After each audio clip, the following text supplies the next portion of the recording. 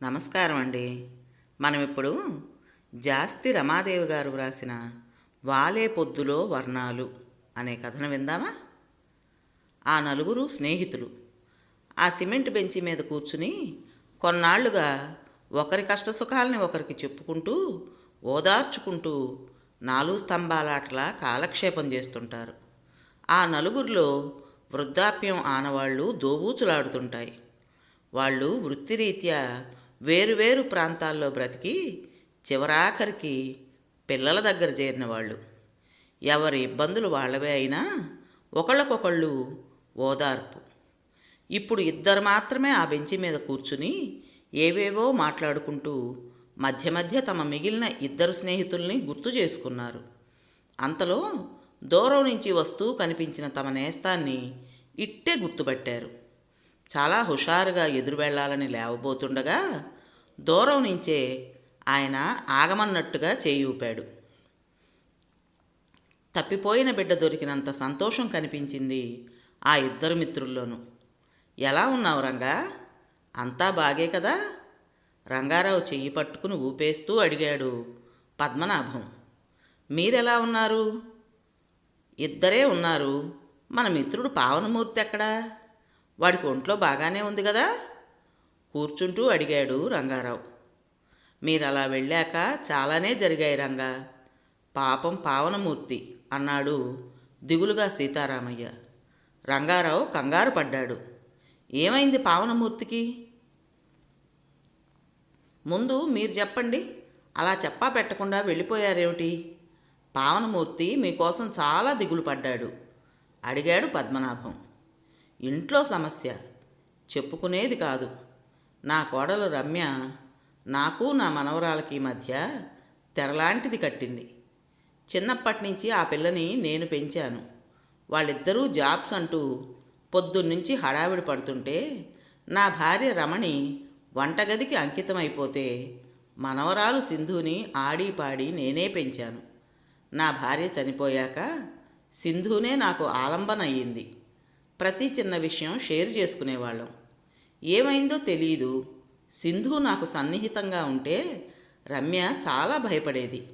మా ఇద్దరినీ దూరం జరపాలని చూసేది. అలా చూసే కొద్దీ మా మధ్య బంధం మరింత బలంగా అల్లుకుపోతోంది. ఇక సింధుని ఏమీ అనలేక నన్ను ఏదో ఒక విధంగా విమర్శిస్తూ సాధించేది. మధ్యలో నా కొడుకు రాజేంద్ర నలిగిపోయేవాడు. చివరికి ఒకరోజు నాకు సింధుని చెప్పలేను అంటుంటే కళ్ళల్లో నీళ్లు అవమానంతో తుళ్ళిపడ్డాయి. పడమటి దిక్కున వాలిపోయే పొద్దులాంటి ఈ వయసులో మనకి ఇన్ని అవమానాలా? ఎక్కడికి పోతున్నాయి మన బంధాలు, అనుబంధాల విలువలు? నాకు అర్థం కావడం లేదు. మన కాలంలో పెద్దవాళ్ళని ఇలాగే బాధ పెట్టామా? ఇలా ఆలోచించటం తప్పు అని వాళ్ళకి అస్సలు తెలియడం లేదే. బాధ నిండిన గొంతుతో అన్నాడు పద్మనాభం. తప్పు ఆ తల్లిది కాదు. ఈ సమాజంలో చుట్టూ కీచకులే కదా పద్మనాభం. ఓ విధంగా నేను నా ఒంటరితనాన్ని సింధు దగ్గరగా ఉంటే పోతుందనుకున్నాను. ఇంత దూరం ఆలోచించలేదు. అందుకే మనస్సు నిలవరించుకోలేకపోయాను. దారి తెన్ను కనిపించలేదు. ఎక్కడి నుంచి వచ్చానో అక్కడికే వెళ్ళాను. ఎవరైనా ఒకరోజు 2 రోజులు అంతే కదా, మళ్ళీ ప్రయాణం. అలా అలా తిరుగుతూ తిరుగుతూ వైజాగ్ బీచ్ రోడ్లో నడుస్తుండగా ఓ యువకుడు నన్ను పలకరించాడు. నన్ను గుర్తుపట్టలేదా సార్ అంటూ. ఆగాడు రంగారావు. ఎవరు? ఎవరా యువకుడు అడిగారు మిత్రులిద్దరూ ఒకేసారి. వాడిని మొదటిసారి నాకు తెలిసిన ఒక టీ కొట్టులో చూశాను. ఎంత 10 ఏళ్ళుంటాయి. శుభ్రంగా ఉన్నాడు. అంత చిన్న కుర్రాడితో ఎందుకు పని చేయిస్తున్నావు అని ఆ టీ కొట్టు యజమానితో గొడవ పడ్డాను. వాడు మాత్రం నాకు ఇలా కష్టపడి చదువుకోవటమే బాగుంటుంది అన్నాడు. నేను సాయం చేస్తానన్నాను. నా కొడుకుతో పాటు చదివిస్తానని ఆశ చూపించాను. వాడు ఒప్పుకోలేదు. నేను కోపంతో వాడితో మాట్లాడటం మానేశాను. వాడు మాత్రం అప్పుడప్పుడు కలిసి పలకరించేవాడు. ఏమిస్తానన్నా తీసుకునేవాడు కాదు. ఓసారి ఏమన్నాడంటే, అని ఆగి నవ్వాడు రంగారావు. నీ హెల్ప్ కావాలని అడిగాడా అన్నాడు సీతారామయ్య కుతూహలంగా. లేదు లేదు సార్, ఇక్కడ ఒక హోటల్ స్వంతంగా పెట్టుకుంటే ఎలా ఉంటుంది అన్నాడు. నేను నవ్వాను. నా దారిలోకి వచ్చేస్తున్నాడు అనుకున్నాను. అదే అన్నాను. బాగుంటుంది, నేను పెట్టుబడి పెడతాను అన్నాను. అప్పుడు వాడు నవ్వి, భలే వారే సార్, ఎప్పటికైనా నేను ఒక్కడనే హోటల్ పెట్టాలి, అప్పుడు మీరు గల్లాపెట్టి దగ్గర ఉండాలి అన్నాడు. నాకు కోపం వచ్చింది. అంటే నేను నీ దగ్గర పనిచేయాలంటావా? అలా మీరు అనుకోకూడదు, మనిద్దరం ఫ్రెండ్స్ కదా అన్నాడు తెలివిగా. వాడిని చూస్తే నాకు మరోసారి అసూయ కలిగింది. వాడు కోటీశ్వరుడు కాదు, వాడు లాటరీలో బంపర్ ప్రైజ్ కొట్టలేదు. అయినా నాకు వాడంటే ఎక్కడో అసూయ ఉండేది. వాడు అలాగే పట్టుదలతో 10 పాస్ అయ్యాడు. నేను ఏదో విధంగా సాయం చేయాలనుకున్నా కానీ వాడు ఒప్పుకోలేదు. తర్వాత మా అబ్బాయికి ఇక్కడికి ట్రాన్స్ఫర్ అయింది. వాడితో పాటు నేను ఇక్కడికి వచ్చేసా. మళ్ళీ 18 ఏళ్ల తర్వాత కలిశాడు. నన్ను గుర్తుపట్టి పిలిచాడు. ఇప్పుడు అతను ఎలా ఉన్నాడు, ఏం చేస్తున్నాడు అడిగాడు పద్మనాభం. అదే అడిగాను. వాడు తనతో పాటు రమ్మని బాలాజీ రెస్టారెంట్ అని బోర్డున్న చోట ఆగి గర్వంగా చూపించాడు. నాకు అర్థం కాలేదు. సార్, మనం ఎప్పుడూ ఇదే పేరున్న హోటల్ దగ్గర ఆగి ఇలాంటి హోటల్ పెట్టాలి అనుకునేవాళ్ళం, గుర్తుందా? ఇది నాదే సార్, నా ఓన్ అంటుంటే వాడి కళ్ళు కాంతితో మెరిసిపోయాయి. వాడు ఎవరెస్ట్ ఎక్కాలనుకోలేదు, చదివి కలెక్టర్ కావాలనుకోలేదు. కలలు అందరం కంటుంటాం, కానీ ఎందరూ ఆ కలల్ని నిజం చేసుకోగలుగుతున్నారు? ఒక్కో మెట్టు ఎక్కుతూ నిరాశ పడకుండా వాడెంతో ఎదిగాడు. వాడు అనుకున్నట్టుగానే వాడు నన్ను తన హోటల్ క్యాష్ కౌంటర్లో కూర్చోబెట్టాడు. అమ్మా నాన్నల తోడు లేకుండా, పరోక్షంగా ఎవరి సాయం తీసుకోకుండా వాడు ఎలా ఎదిగాడు ఒంటరిగా? నేను అదే అడిగాను వాణ్ణి. ఏం చెప్పాడు? మిత్రులిద్దరూ ఒకేసారి అడిగారు. హోటల్లో పనిచేస్తూనే చదువుకున్నాడట. 10 పాస్ అయ్యాక రైల్వేలో జాబ్ కోసం టెస్టులు రాశాడట. అలాగే ఇంటర్ కూడా అయిపోయిందిట. టెస్టులు రాస్తూనే హోటల్ మేనేజ్మెంట్లో డిగ్రీ చేశాడట. రైల్వే జాబ్ వచ్చింది. అది చేస్తూనే పార్ట్ టైంగా హోటల్లో చెఫ్గా పనిచేసేవాడట. అలా అలా దాచుకున్న డబ్బుతో చిన్న హోటల్, ఇరానీ హోటల్ టిఫిన్ సెంటర్తో మొదలుపెట్టి ఇదిగో ఈ రెస్టారెంట్ వరకు ఎదిగాడట. అదేంటి, మంచి గవర్నమెంట్ జాబు, ఎంతమందికి వస్తుంది రైల్వేలో జాబు? హోటల్ మేనేజ్మెంట్ అంటే కూడా ఇప్పుడు ఎంతో క్రేజ్ ఉంది. విదేశాల్లో సైతం యాక్సెప్టెడ్ జాబ్. కానీ ఒక హోటల్ పెట్టడం కోసం అంత మంచి మంచి అవకాశాలు వదులుకున్నాడా అడిగాడు పద్మనాభం. పద్మనాభం ఒక రైల్వే ఉద్యోగి. అలవెన్సులన్నీ అనుభవించి రిటైర్ అయ్యారు. ఇప్పుడు వాళ్ళ అబ్బాయి అల్లుడు కూడా రైల్వే ఎంప్లాయీస్గానే ఉన్నారు. వాడి ఎయిము ఉద్యోగం కాదు కదా, సొంతంగా హోటల్ పెట్టి 10 మందికి ఉపాధి కల్పించడం. చిన్నప్పుడు వాడు హోటల్ పెడతానని చెప్తుంటే కుర్రాళ్లే అనుకున్నాను. కానీ వాడు ఒంటరిగా అనుకున్నది సాధించాడు. అప్పుడే నాకు జ్ఞానోదయం కలిగింది అంటూ ఆగి ఫ్రెండ్స్ మొహాల్లోకి చూశాడు రంగారావు. వాళ్ళు అర్థం కానట్టు రంగారావు కేసి చూస్తున్నారు. ఏ అనుభవం లేకుండానే వాడు ఒంటరిగా పోరాడినప్పుడు నేను ఇంత అనుభవంలో పండిపోయి పిల్లలు ఏదో అన్నారని మనసు పాడు చేసుకుని ఊరూరు తిరుగుతూ ఎందుకిలా అర్ధరహితంగా ఆలోచిస్తున్నాను అనిపించింది మొదటిసారి. వాడి ముందు తలదించుకుని సిగ్గుపడ్డాను. తప్పు లేదనిపించింది. అప్పుడే నిర్ణయించుకున్నాను. నాకు చేతనైన పని ధాన్యం వ్యాపారం. ముందుగా పెట్టుబడి లేదు కాబట్టి ఒకళ్ళిద్దరి మారుబేరాలు చేశాను, కమిషన్ తీసుకున్నాను. తర్వాత పార్ట్నర్గా 2 కలిసి వ్యాపారం చేశాను. ఇప్పుడు సొంతంగానే వ్యాపారం చేస్తున్నాను. ఎదగాలంటే చిన్న పెద్ద అనే భేదం ఏముంది? ఆ విషయం అర్థం చేసుకున్నాను. ఇప్పుడు చెప్పండి, మీరేం చేస్తున్నారో? ఇంతకీ పావనమూర్తికి ఏమైందో చెప్పండి అడిగాడు రంగారావు. మిత్రులిద్దరూ ఒకేసారి నిట్టూర్చారు. నువ్వు వెళ్ళాక చాలానే జరిగాయి రంగారావు. పాపం, పావనమూర్తి కొడుకు రమేష్ని అతని కంపెనీ లండన్కి పంపించింది. అక్కడ ప్రాజెక్టు వర్క్ కోసం వెళ్ళాడు. మళ్ళీ తిరిగి రాలేదు. ఇల్లు అమ్మేసి భార్యాపిల్లలు లండన్ వెళ్ళిపోయారు. పావనమూర్తిని, ఆయన భార్య సువర్చల గారిని బంధువుల ఇంట్లో పేయింగ్ గెస్టులుగా ఉండే ఏర్పాటు చేశాడు రమేష్. కొన్నాళ్ళు వాళ్ళు బాగానే చూశారు. అక్కడ ఖర్చులు ఎక్కువగా ఉన్నాయంటూ రమేషు నెలనెలా కాకుండా అప్పుడప్పుడు మాత్రమే డబ్బులు పంపడంతో ఆ ఇంట్లో వీళ్ళు పనివాళ్ల స్థాయికి వచ్చేశారు. ఒకసారి సువర్చలమ్మకి షుగరు బీపీ పెరిగాయట. ఇదివరకిట్లా పని చేయలేకపోతోంది అని పావనమూర్తి బాధపడుతుంటే, డబ్బు సరిగా ఇవ్వని పేయింగ్ గెస్టులు కదా మీరు అని అడిగాట ఆశ్రయం ఇచ్చిన ఆయన. తలంచుకున్నాడు పావనమూర్తి. అవుట్ హౌస్ పేరుతో ఉన్న చిన్న రేకుల షెడ్లో కొన్నాళ్ళు వాళ్ళు అలాగే కాలక్షేపం చేశారు. కానీ సువర్చలకి నీరసంగా ఉందని హాస్పిటల్లో చూపిస్తే టెస్టులన్నిటికీ కలిపి చాలానే అవుతుందన్నారు. రమేష్ని అడిగితే అతను డబ్బు పంపటం ఆలస్యం చేశాడు. దాంతో ఆవిడ ఆరోగ్యం పాడైపోయింది. పావనమూర్తి చాలా నలిగిపోయాడు పాపం. సాయం చెయ్యని పిల్లలు వాళ్ళు. ఇంకో పక్క మేం కూడా సాయం చెయ్యలేని స్నేహితులమైపోయాం. సువర్చల గారి 2 కిడ్నీలు పాడైపోయినట్టు టెస్టుల్లో తేలింది.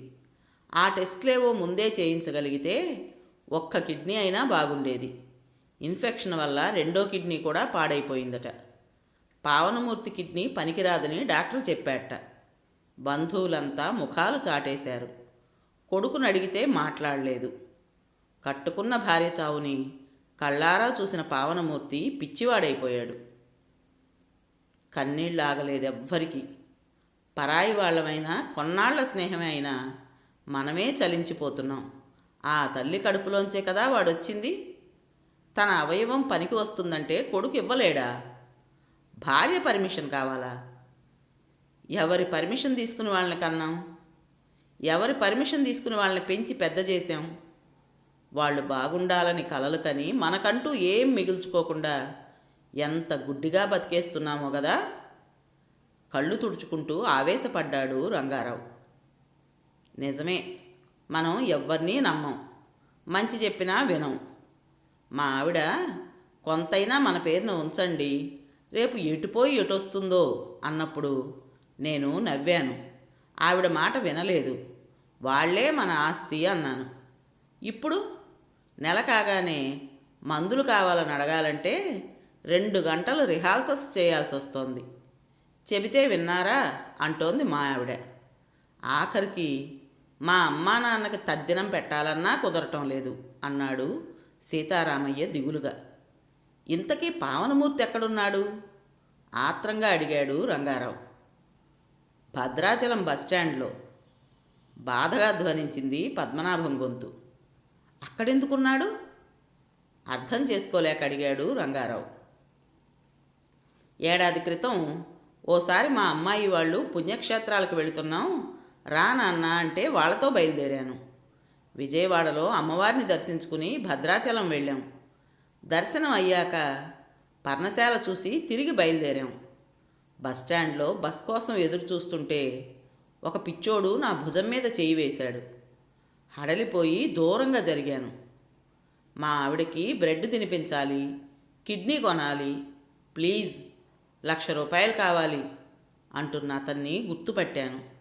పావనమూర్తి. ఒకప్పుడు ఇస్త్రీ మడతలు నలగని తెల్లని ప్యాంటు షర్ట్లో దొరబాబులా మెరిసిపోయే పావనమూర్తి మురికి పట్టి చిరిగిపోయిన బట్టల్లో జడలు కట్టుకుపోయిన జుట్టుతో పిచ్చిచూపులు చూస్తూ అడుక్కుంటున్నాడు. ఎవరో బలవంతాన కడుపులో పేగులు బయటికి లాగి కోసేస్తున్నంత బాధ. మూర్తి, ఏమిటిది అని అడిగాను. అక్కడున్న కూల్ డ్రింక్ షాప్ అతను నా దగ్గరకు వచ్చి, ఆయన మీకు తెలుసా సార్ అని అడిగాడు. తెలుసు, బాగా బతికినవాడు, నా ఫ్రెండు.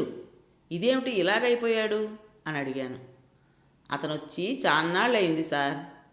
పాపం పిచ్చోడు, భార్య ఉందన్న భ్రమలోంచి బయటికి రావడం లేదు. ఎవరేమిచ్చినా భార్యకి ఇవ్వాలని దాచి ఉంచుతాడు. అవి కుళ్ళి కంపు కొడుతున్నా పారేయడు. బతికి చెడ్డ మనిషి అనిపించింది మాకు. ఎవ్వరినీ ఏమీ ఇబ్బంది పెట్టడు. ఎప్పుడైనా ఎవరో ఒకళ్ళం ఆయనకి స్నానం చేయించి బట్టలు తొడుగుతాం. అవి చిరిగే వరకు అలాగే ఉంటాడు.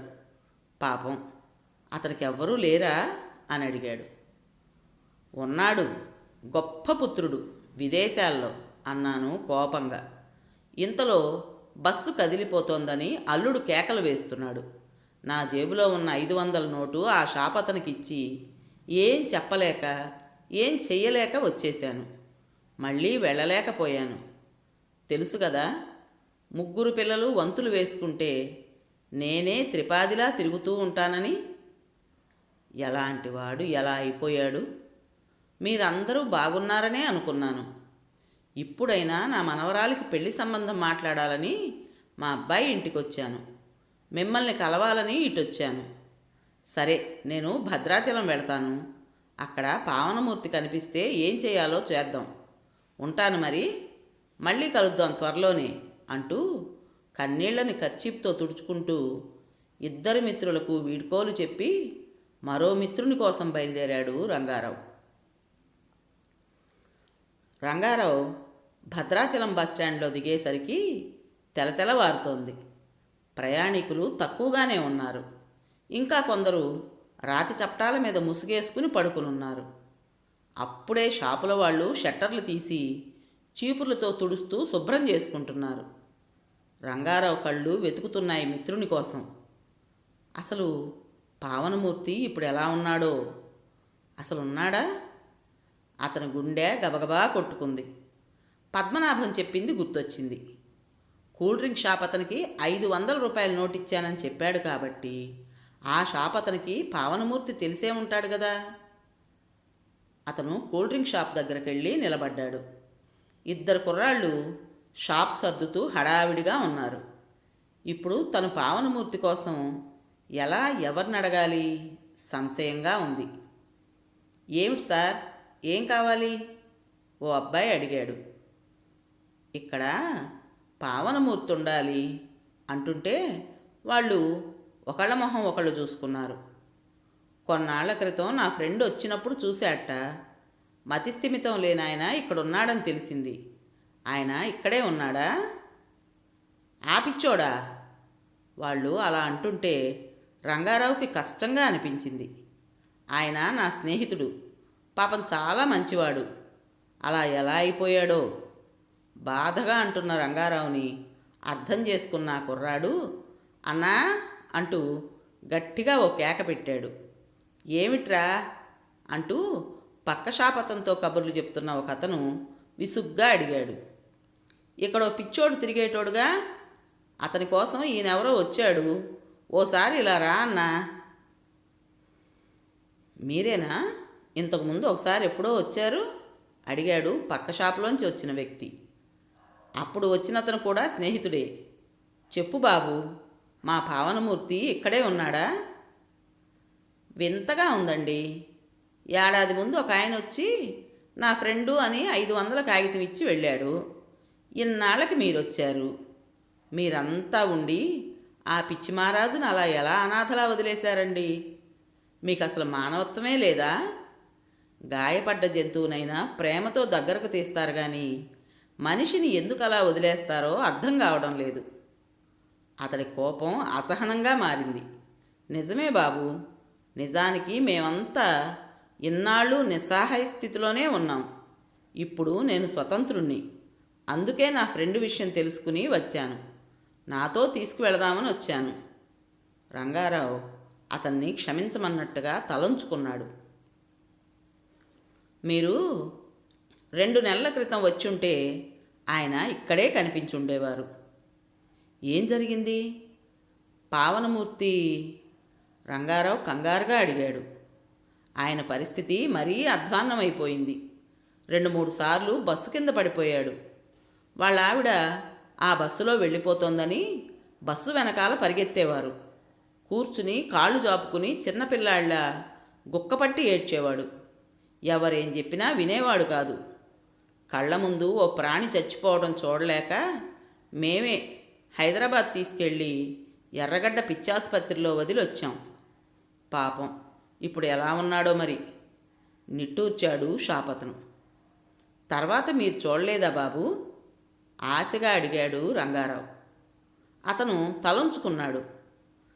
నెల తర్వాత వెళ్ళేసరికి అతన్ని గొలుసులతో కట్టేసి అతను చెప్పలేనట్టుగా పక్కకు తిరిగి కళ్ళు తుడుచుకున్నాడు. రంగారావు నిలబడలేనట్టు అక్కడున్న స్టూలు మీద కూలబడిపోయాడు. అతని మనస్సు రాయి అయిపోయినట్టు బరువుగా అనిపిస్తోంది. పాపం ఎందుకు ఇలా జరిగింది? ఓసారి నలుగురు స్నేహితులు కూర్చుని సరదాగా కబుర్లు చెప్పుకుంటుంటే పదే పదే వాచి చూసుకుంటున్న పావనమూర్తిని ఆట పట్టిస్తూ సీతారామయ్య పరాచికం ఆడాడు. ఏంటి మూర్తి, టైం చూసుకుంటున్నావు? టైంకు రాకపోతే చెల్లెమ్మ వాతలు పెడతానందా అని. చాలే, మా ఆవిడ బంగారం, కలలో కూడా అలా చేయలేని గొప్ప ఇల్లాలు. ఈరోజు నా పుట్టినరోజు, నేను మర్చిపోయినా ఆమె మర్చిపోదు. సాయంత్రం 6 వచ్చేయండి, మీకు ఇష్టమైన నేతిగారెలు అల్లం చట్నీ చేసి ఉంచుతాను. తర్వాత ఇద్దరం గుడికి వెళదాం అని చెప్పింది. అందుకే ఈ తొందర. ఆవిడ చేసిన నేతిగారెలు చాలా రుచిగా ఉంటాయి, మీరు కూడా రారాదు, రుచి చూడొచ్చు అన్నాడు ఊరిస్తూ. ఈలోపుగా పద్మనాభం వెళ్ళి 4 ఐస్ ఫ్రూట్లు తెచ్చి హ్యాపీ బర్త్డే మూర్తి అంటుంటే అందరూ కోరస్గా అన్నారు. చుట్టూ కూర్చున్న వాళ్ళు సరదాగా చూసి చప్పట్లు కొట్టి నవ్వుకున్నారు. కాలం ఈ ఐస్ లాంటిది, అది కరిగిపోతున్నా కానీ మన స్నేహం ఈ పుల్లలా మిగిలిపోవాలి అన్నాడు పద్మనాభం. అందరూ సంతోషంగా అవునవును అనుకున్నారు. కానీ ఇప్పుడు పావనమూర్తి కాలానికి రాలిపోయే ఆకులా రాలిపోతాడా?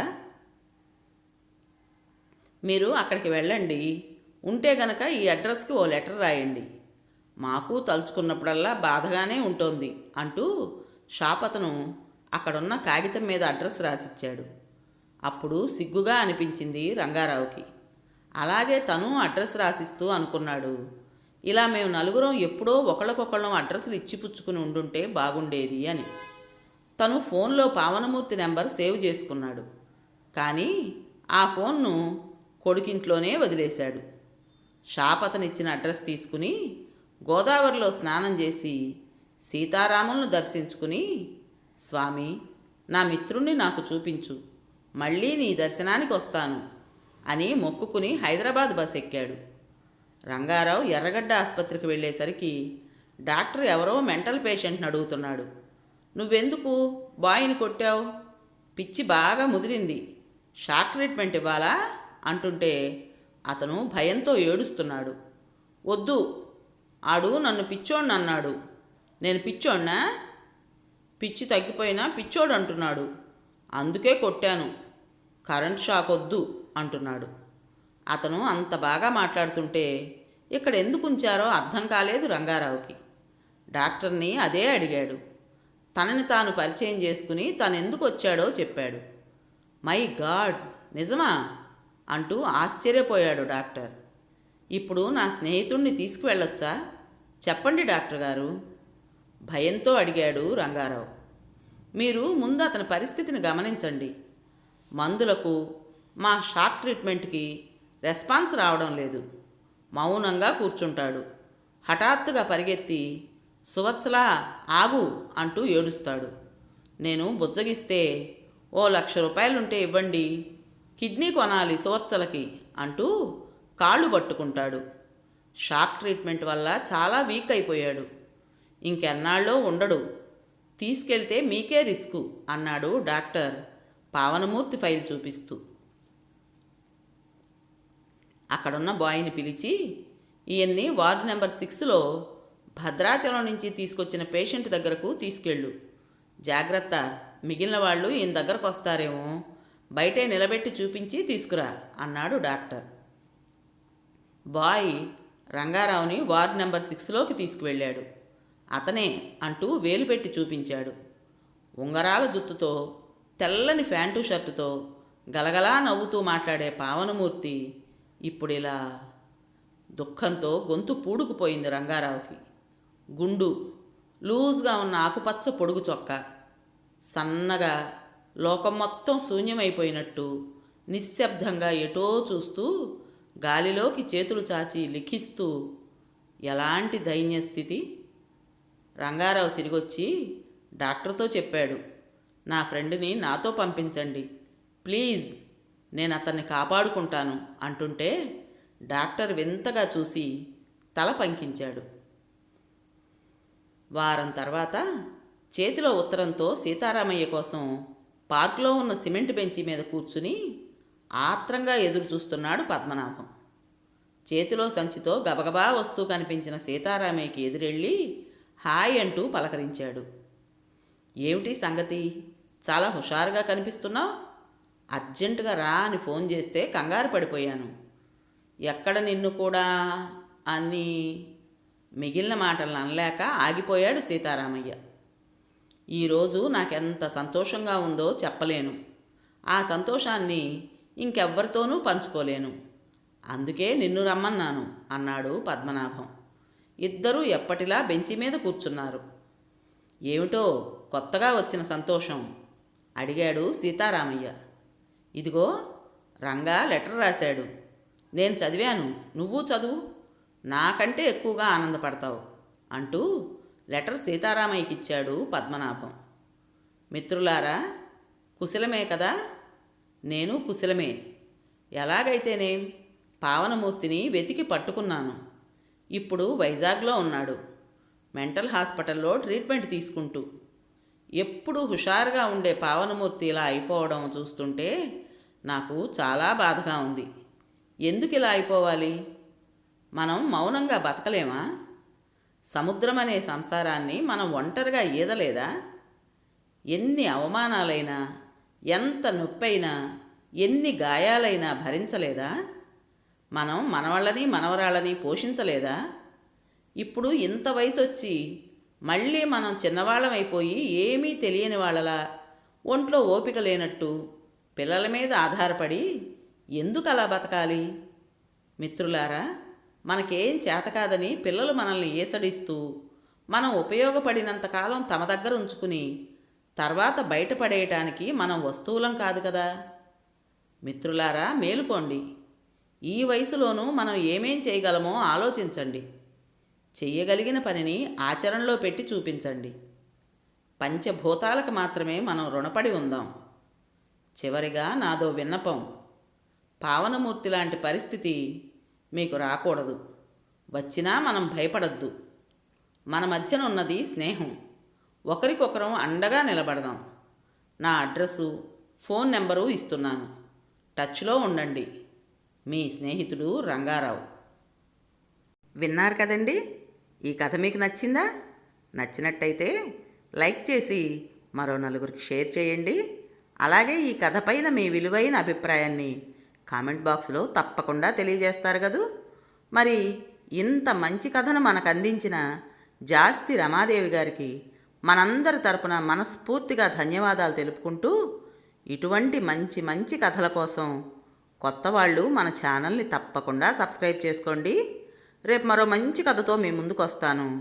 అప్పటి వరకు ఉంటానండి.